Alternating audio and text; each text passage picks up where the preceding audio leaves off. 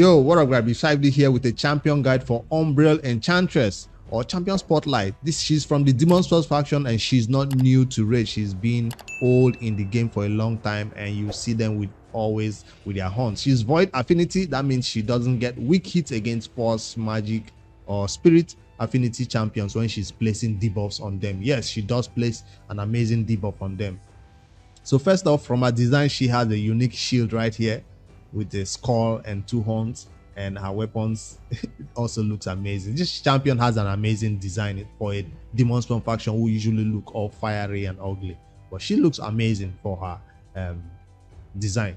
So from the skills, she's best known in raid three skills: A1, A2, A3. No passive, but she does it well. She's best known in raid for two things: either placing a provoke, which is from this skill, right? No, that's it right here. She either uses this skill to place provoke on the enemy for 2 turns. 2-turn provoke is not common in raid Shadow Legends. You normally see enemies placing provoke on the enemy for just 1 turn, but she places provoke for 2 entire turns. That means the enemy cannot do anything anything at all. She also places block artist skills debuff on herself for an entire 5 turns. So she's doing something for the enemies by placing provoke on them, but at the same time she's placing block artist skills on herself. That means all her skills will be locked. Only her A1 will be available for 5 entire turns. I think there was a time when you could cleanse this, but right now you can no longer cleanse this block active skills that she places on herself. It says right here, cannot be resisted or blocked. She will just lock all her skills while placing the enemies provoke. But she goes unkillable. That means for that entire 2 turns that the enemies are hitting her, she will not be able to go down. She cannot be killed except they ignore unkillable for some reason, or they steal her unkillable. That's the only way to take her down when she's in this state. So this state is best used in dungeon content, or even in Hydra content, where those bosses or those enemy waves can be provoked. Once you provoke them, you're safe. The rest of your allies are safe. And even if she goes down, she dies eventually, no problem. By the time in 2 turns, you should be able to kill the enemies. Come on. In 2 entire turns, you should be able to clear the wave while she's taking all the hits coming in right here. You might have to pair her with a reviver if you want to keep her alive if she goes down eventually, or you want to put some regen set or some lifesteal set. We'll talk about the artifacts later, but this is what she's best used in the early game. Most people use her, and then in end game people use her also for the provoke in this skill right here. 2-turn provoke is crazy good, but it's on a very long cooldown, a 5-turn cooldown. You can't even do anything about that. Just a 5-turn cooldown right here before you can use it again. So you want to maybe have somebody else who can also do provoke while her own provoke is not available. That's one downside about this skill right here.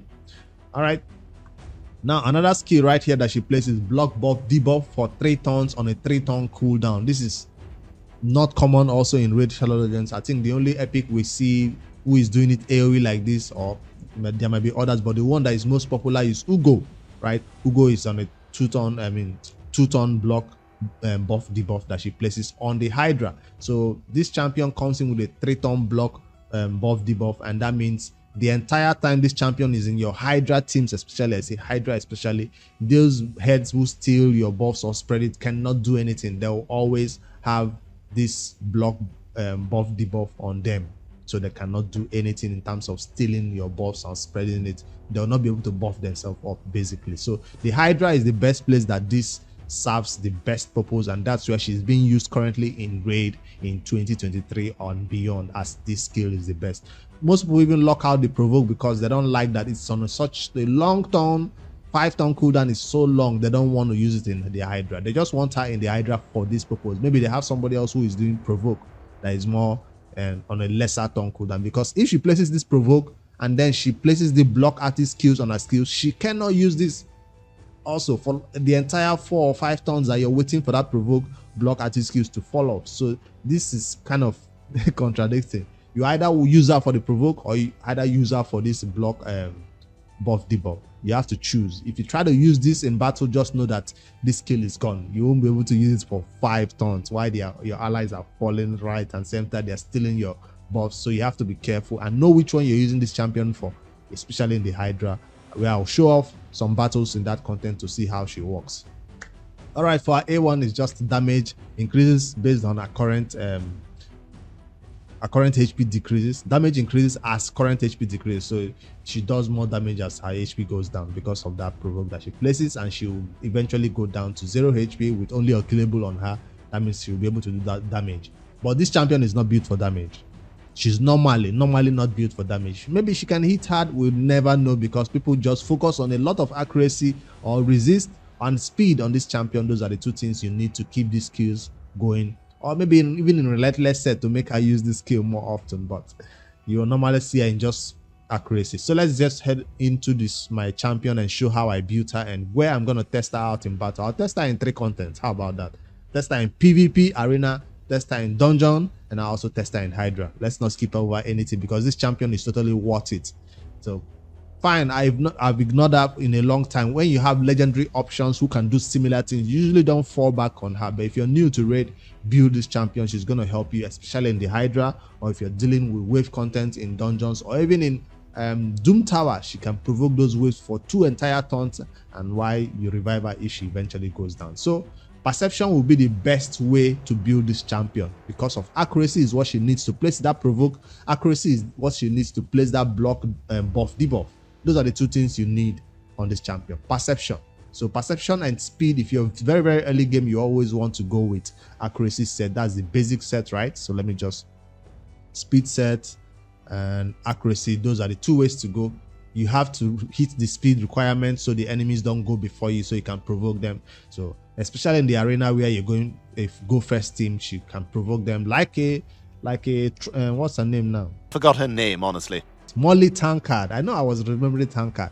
So she also has that provoke, and a lot of people use Molly for that purpose in the arena of provoking, and also I've seen Molly also being used in Hydra for this provoke. She is almost a 2-turn conditioner, sometimes 50% chance of placing it on a 2-turn. So there is no condition for Umbral. She will place that provoke for 2 turns, especially in those difficult Hydra heads who always do the cleanse.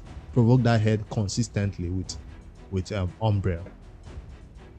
All right, so let me go back to her artifacts, and I was recommending speed and accuracy sets for beginner build, and for those players who have started farming a lot more perception set, just go with perception. You cannot go wrong with triple perception set on your what's her name, Umbral, because it also has a little bit of speed for her. So there is no other set I'll recommend for you in this video. I'm sorry. Accuracy, speed set, perception set, those are the 3. If you see anybody else building Umbral Enchantress in some other build, maybe they want her to do something else for them in the team, but this is what I want her for in my teams.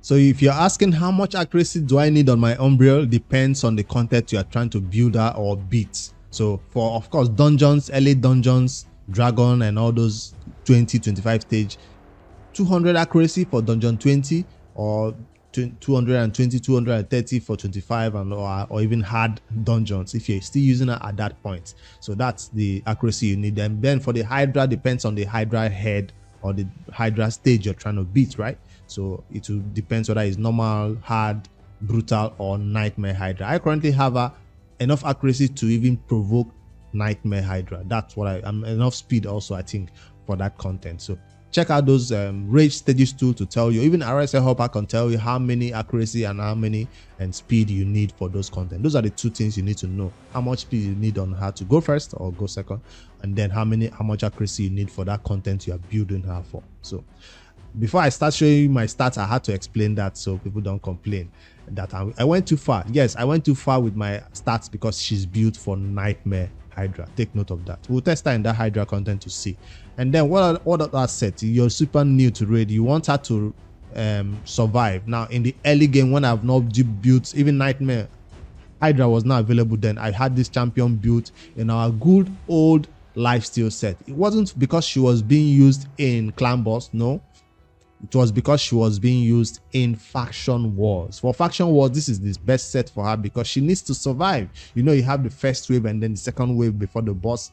So you need something to keep her alive. You didn't have a reviver, but then I have laws back then and all that. So this is what I used to keep her alive, to keep provoking and keep stopping the enemies from even doing anything crazy. Lifesteal, when she hits with her A1, she'll heal herself a little bit if there is no healer on the team. So Lifesteal set is always good for anybody you're using in faction wars, so they can self-sustain against the wave and the boss. So that's also recommended, not for clan boss, but for faction wars. So let me know in the comments if you recommend any other sets besides this one. Maybe some people might even go crazy and give us stone skin for arena. It seems very popular these days. Arena Umbral Enchantress. She's not common in the arena, but I'm testing in that content to show you what she can do. So stone skin, this is a new set.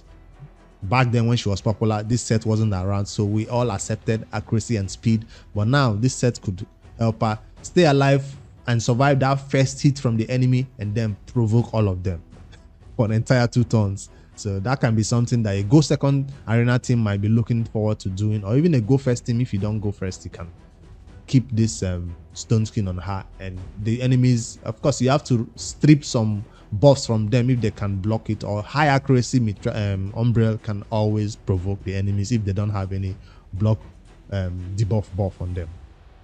All right, that's our best artifact set. For a total stat, you're looking at, well, for the content that I was trying to beat, over 400 accuracy right here. Like I said, this is an overkill for accuracy, but this might be enough for the arena, because gold 5 arena, this is maybe the amount of accuracy you need, or even more with the help of somebody boosting our accuracy up. And then for the Hydra, you might need resistance. Yes, Hydra needs resistance a little bit.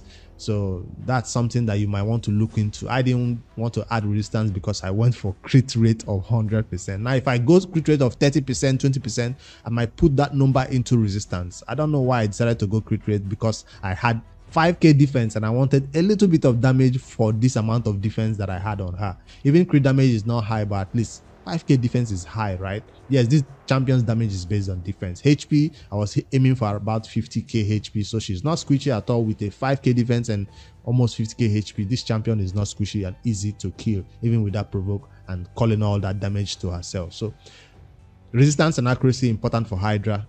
Defense also important. Speed 263, so this champion is not slow. Like I said, I was aiming for speeds that will be okay for end game content. So 200 speed for early game content is fine. 180 can also be fine, but for end game content you want to be 220 and above for this champion. She should not be slow for her to do her job on your teams. All right, so you see me, all my artifact sets are adding a little bit of crit rate. I didn't go crit rate glove, that's why you see no crit damage either, but I was aiming for speed and defense and speed, crit rate, HP, defense on the chest with speed and crit rate, and of course speed boots is important. Is it accuracy banner? Yes, accuracy banner right here, speed and defense a little bit. No crit damage on the amulet. If I wanted damage out of her, I'll put crit damage amulet right here, but I do not want that much crit damage. I want a little bit of HP right here and more accuracy. So for lower content, I'll just put crit damage right there, or even a crit damage glove if I wanted that, but I did not. And then for the glove, for the ring, I went towards HP and defense. So for masteries, this champion is your basic masteries. I've seen some people putting in, support and defense tree. Depending on where you use her, check out Airhead's website. It has other mastery recommendation based on where you want to use her. This is a general PvE masteries like I also found on Airhead's. So originally, I had a built in masteries that went towards this defense tree and selected this unshakable. That's the original mastery that I had on this champion, because back then she was built for faction wars. So that's the mastery. I didn't want her for defense. I just wanted that unshakable on her, and I wanted her to go towards support 3. But these days, since she's going to be using in the Hydra, she'll be doing a little bit of damage from War Master hits. And yeah, if you also have any lifesteal, War Master can proc a little bit of that lifesteal for you to heal back to full. So she benefits a little bit from accuracy right here. And yeah, just general PvE masteries on my Umbral Enchantress. It's time for us to test her in battle and see what this champion can do. The first place I'm taking her into is the beginner dungeons, which is going to be Dragon. Let's just fight stage 20 and see what she can do for your teams, right? Should have put together the team first, but let me just see. All right, this looks like a beginner friendly team, beginner friendly enough, full of rares and epics that a lot of people do get in the early game right here, and bringing a poisoner along just for the boss, and then she'll be the champion that will provoke and control the wave. So let me start this stage 20 the dragon battle, and just show you what she can actually do for you in the enemy waves. Now, when the battle starts, if you put it on auto, I don't know which skill she will start the battle with. You might want to set it in the presets, but I'll highly recommend you start the battle with your other skill that will not block everything first. So you probably want to start the battle with this skill first. With high enough speed, she can rotate around to her other skill. So what do I mean? When others take their turn, this one take his turn. So don't start with the provoke. If the enemies are fast and you know they're going to get a turn, you might want to start with the provoke straight up. So that might be something you want to do. But if the enemies are slow, obviously, see, I've come around back to my skill. So it all depends on you. If I started the battle with this skill, I will not be able to use this one. Apothecary will now boost them, making them go faster. So with this block and debuff on them, Apothecary cannot boost their speeds, and then they get a bunch of buffs on them.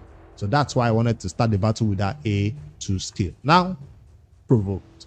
Everybody is provoked. That means she's calling all the damage into herself, and they can only use their A1s. Enemies can only use their A1s when they are provoked. So she start taking all the hits from the enemies. She's been hit. I don't even want to see how much damage she does, but that's 25k damage from that crit rate. That's impressive, I guess, on her A1. So she's not here for damage though. So now she's been hit. You can bring in a cold heart. You can bring in a, what's his name now, Amiga. They will all survive because she's the one taking all the damage from the enemies. 25k per hit on that A1. I wanted to see how much damage her other provoke hits. Let me go to wave 2 and see. I'll not go to the boss because she doesn't bring much to the boss than just for the wave. That's where she's best known for. 28k per hit. I guess that's why I put crit rate on her. If I didn't put crit rate, she'd probably doing like 15k to 9k to 15k per hit. That A1. 29k. She's ramping up her damage from the Masteries. So this entire wave, we are not in danger of dying. I just wanted to do it on manual so you can see it in slow how everything happens. And our skills are back up again, even if it was on a 5-turn cooldown. Now for this wave, I do not need to, let me just see what happens when I place this provoke. I've locked my skills out and I cannot use anything than my A1. You see, that's why I wanted to start the battle with the other skill. Now this time around, Apothecary can still not do the increased speed. I forgot about that. Apothecary is already provoked. So maybe that's the skill you always want to use. You don't care about the other one for battles like this, except maybe you want to go to the Hydra and do it. So I'll not run this one to the end. You've seen what she can do for you. You've seen her damage. 34k on that A1. She's ramping up. Decrease defense is on that champion though. Maybe that's why. And yeah, that's Umbral. Not here for damage, but yes, to control the enemies. All these Hoardings who normally kill your cold heart and all that stuff, they will do nothing but their A1s, which doesn't hit that hard. And even if it hits hard, she is fully protected by unkillable. And yeah, you can cleanse that block active skills though. So that's the sad part. Let me end it right here. I just wanted to show you a beginner friendly team where she can serve you in a team like this with a bunch of squishy champions who is there for damage and speed, while she is just to control the enemies. Take this champion to the spider. The same thing she did right here, she will do it for the spider links. You know those spider links that always come and hit your cold heart, hit your Amiga. Take her into there. She will provoke all the spider links and they'll be only hitting her, just like these enemies, you are hitting only her. So it's fun to watch. But in that case, if she goes down, you need to either bring somebody to revive her or something. But UDK has taken over that job. But these days, if you have no other person to tank the spider while you place HP burn on them, or you can't freeze them, you can't stun them, the best way is to provoke them. So I just wanted to use one example for the dungeon and show you it works the same way, whether it's spider, ice golem, or fire knight wave content. Against the boss, you really don't do much.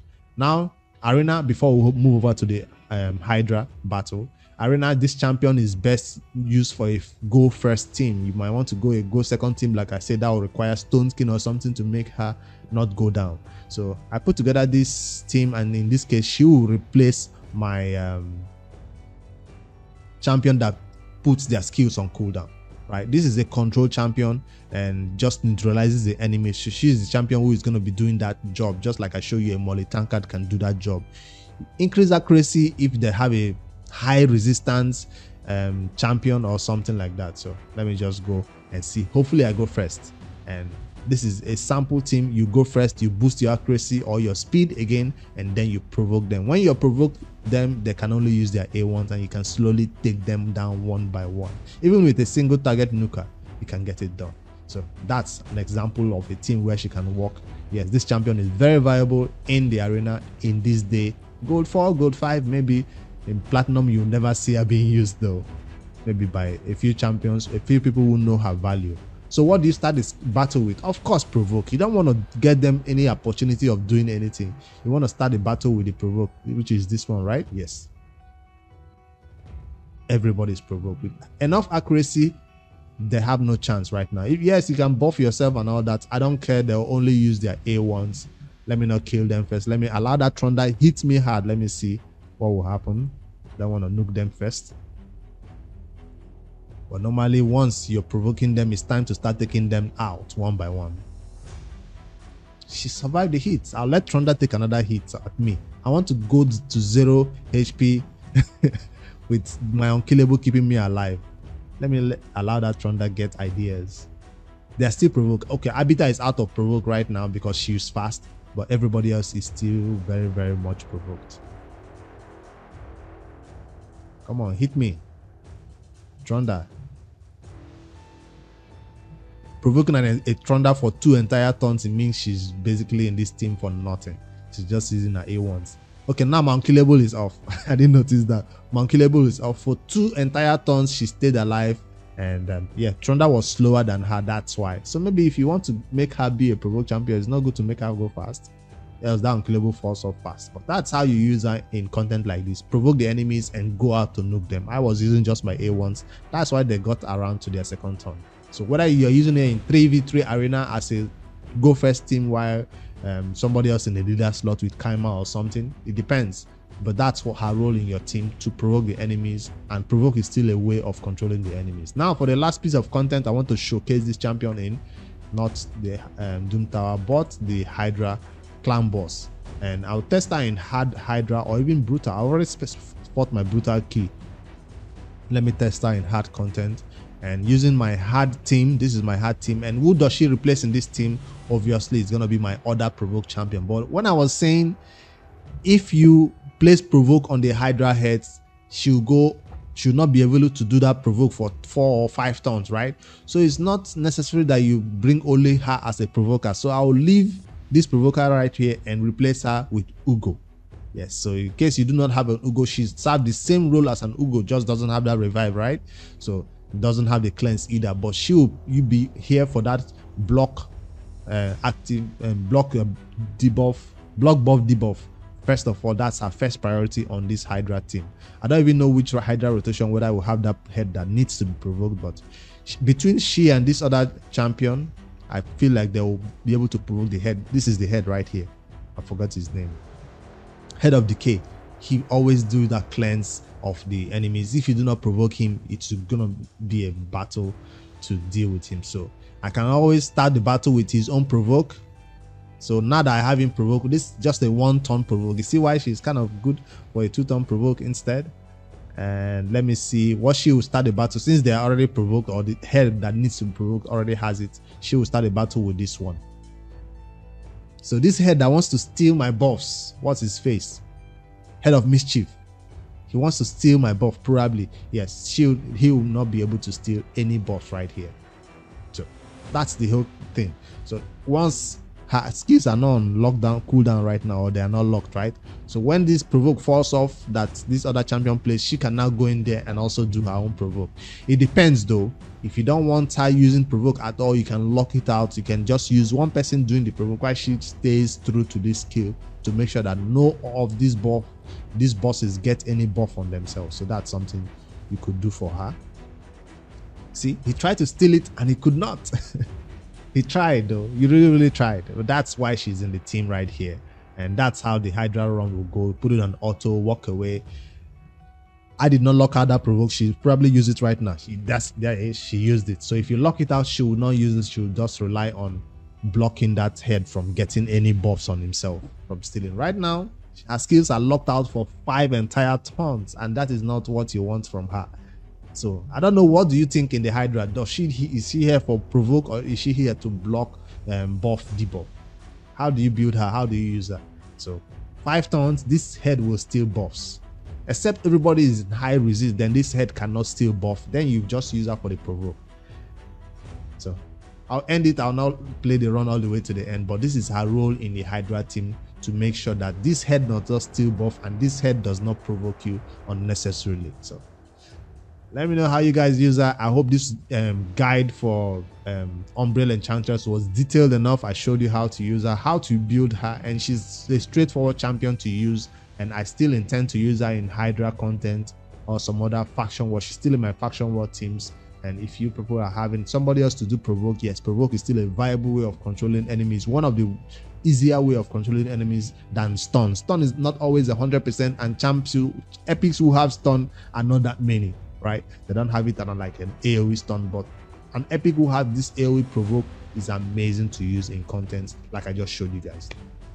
Hit that like in this video and comment below which champion you want me to take a look at next. How do you use your Umbral? Where do you use her? I'd love to know whether you use her in dungeons, whether you use her in PvP, or you still use her in Hydra content. Tell me in the comments below and what type of sets you're using on her. For now, that's this champion guide of champion spotlight for Umbral. Hopefully you guys enjoyed this one. See you guys in the next one.